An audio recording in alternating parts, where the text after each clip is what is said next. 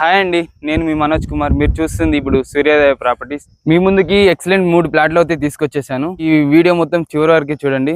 ఈ 3 ప్లాట్లకు సంబంధించిన డీటెయిల్స్ అన్ని మీకు ఎక్స్ప్లెయిన్ చేస్తాము.